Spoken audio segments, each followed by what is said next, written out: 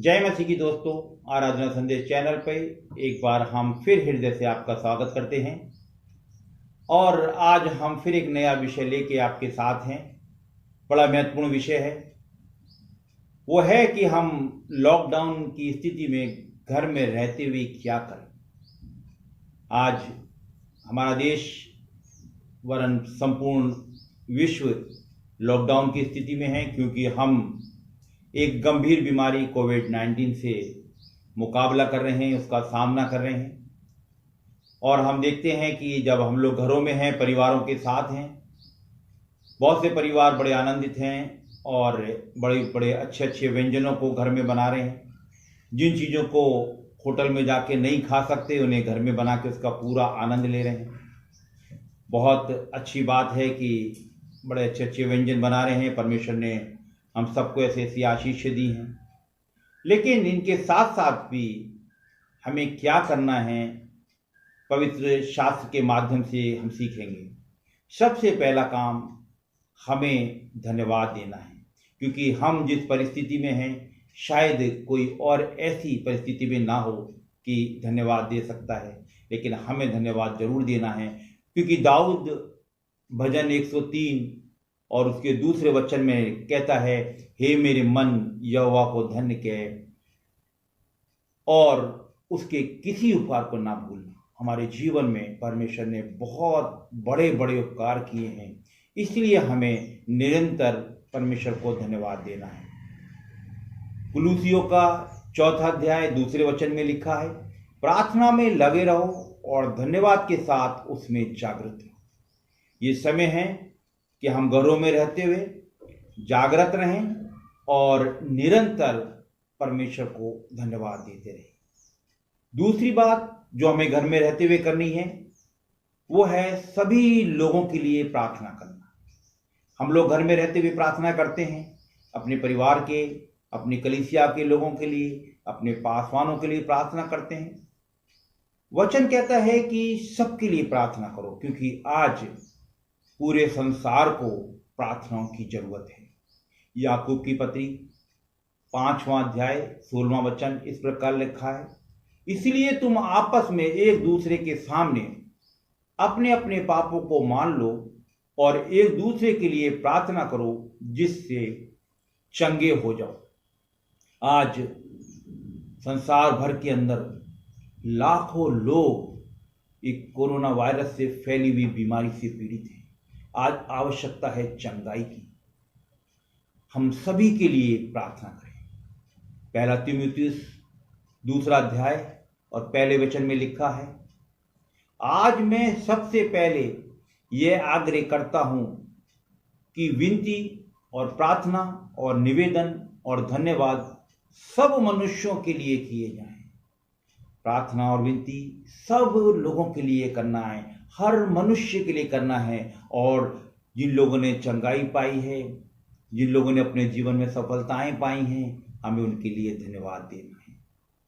तीसरा काम जो हमें लॉकडाउन के समय में अपने घरों में रहते हुए करना है, वो है गीतों के साथ परमेश्वर की आराधना करना है। नए नए गीतों को सीखना है। लिखा है भजन 96 का पहला वचन, 96 उसका पहला वचन, यहोवा के लिए एक नया गीत गाओ, हे सारी पृथ्वी के लोगों यहोवा के लिए गाओ। आज सारी पृथ्वी को आवश्यकता है कि परमेश्वर के लिए भजन और गीत गाएं, नए नए गीतों को सीखें, नए नए गीतों को गाएं। इफिसियों की पत्री 5वां अध्याय और उसका 19वां वचन, जहां इस प्रकार लिखा है, आपस में भजन और स्तुति गान और आत्मिक गीत गाया करो और अपने अपने मन में प्रभु के सामने गीत और कीर्तन करते रहो। ये वो समय है जब हम लॉकडाउन के अंदर हैं, अपने घरों के अंदर हैं, तो हमें गीतों को गाना है, गीतों को गा के हमें आराधना करना है। निश्चय हम वसीम परिवार घरों में रहते हुए निरंतर आराधनाएं कर रहे हैं। आराधना जो करनी है उसमें गीतों को भी गाना है, नए नए गीतों को गाना है। और चौथा काम जो हमें लॉकडाउन की स्थिति में अपने घरों में रहते हुए करना है वो है आत्मिक वरदानों में बढ़ना है। मैं और आप परमेश्वर के चुने हुए लोग हैं। परमेश्वर ने बहुत से वरदान हमें दिए हुए हैं। हमें जांचना है, हमें परखना है और जो वरदान हमें दिए हुए हैं उनकी धुन में रहना है। पहला कुरिन्थियों 12वां अध्याय उसके 31वें वचन में लिखा है, तुम बड़े बड़े वरदानों की धुन में रहो। बड़े बड़े वरदानों को ढूंढो। जो वरदान परमेश्वर ने हमें दे रखे हैं उनकी धुन में रहो और उनको अपने जीवन में उनका उपयोग करो। यदि आपको प्रार्थना का वरदान मिला है आप प्रार्थना करो। आपको किसी को दान करने का वरदान मिला है दान करो। प्रचार करने का वरदान मिला है प्रचार करो।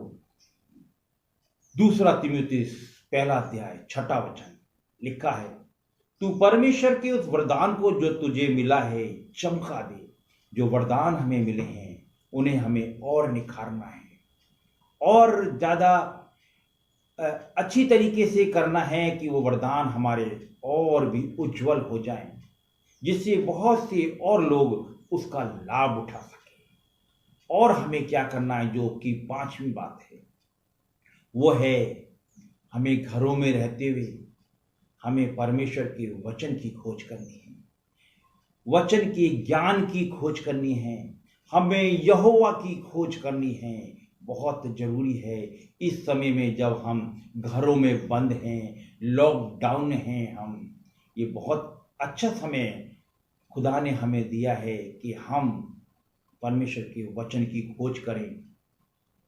लिखा है होशे नबी की पुस्तक उसका 4 अध्याय का 6 वचन, मेरे ज्ञान के ना होने से मेरी प्रजा नष्ट हो रही है। आज जो प्रजा नष्ट हो रही है वो परमेश्वर के ज्ञान की कमी के कारण नष्ट हो रही है। यशा नबी की पुस्तक 5वां अध्याय 13वें वचन में लिखा है कि मेरे ज्ञान के ना होने से मेरी प्रजा बंधुआई में जा रही है। बहुत जरूरत है कि मुझे और आपको परमेश्वर का ज्ञान होना चाहिए। हमें यहोवा की खोज करनी है। भजन 34 और उसका 10वां वचन लिखा है, जवान सिंह को तो घटी होती है और वो भूखे भी रह जाते हैं, लेकिन यहोवा के खोजियों को किसी भली वस्तु की घटी नहीं होती।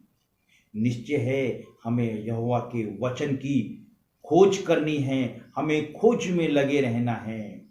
एक समय ऐसा आएगा, बाइबल बताती है, अगर हमने अभी भी खोज नहीं की, परमेश्वर के ज्ञान को हासिल नहीं किया, तो आगे समय और भी कठोर आ रहा है। बड़ी गंभीर बात लिखी है आमोस की पुस्तक उसका 8वां अध्याय और 12वें वचन में लिखा है, लोग यहोवा के वचन की खोज में समुद्र से समुद्र तक और उत्तर से पूरब तक मारे मारे फिरेंगे, परंतु उसको ना पाएंगे। आज लॉकडाउन का समय है, हम लोग अपने घरों में हैं, पर्याप्त समय हमारे पास है, इस समय को बर्बाद ना करें।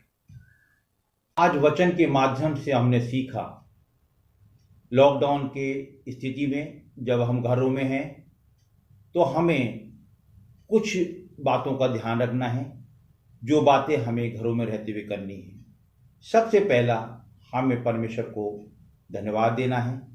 दूसरा, हमें प्रार्थना करनी है और सभी लोगों के लिए प्रार्थना करनी है। तीसरी बात हमने सीखी कि हमें गीतों के द्वारा परमेश्वर की आराधना करनी है और जो आत्मिक वरदान हमें खुदा ने दिए हैं, चौथी बात, हमें उन आत्मिक वरदानों की धुन में रहना है और उन्हें और भी निखारना है। और 5वीं बात, अंतिम बात, वो हमें ये करनी है कि हमें वचन की खोज करनी है। ज़्यादा से ज़्यादा समय वचन को पढ़ने में लगाना है, यहोवा की खोज करनी है। यदि हम एक बार प्रार्थना करते थे तो हमें 2 बार प्रार्थना करनी है। ज़्यादा से ज़्यादा समय हर तरीके से हमें खुदा को देना है। परमेश्वर करे आज का वचन मेरे और आपके लिए लॉकडाउन के समय में घर में रहते हुए इस समय को व्यतीत करने के लिए बहुत ही सहायक और मददगार होगा। आमीन।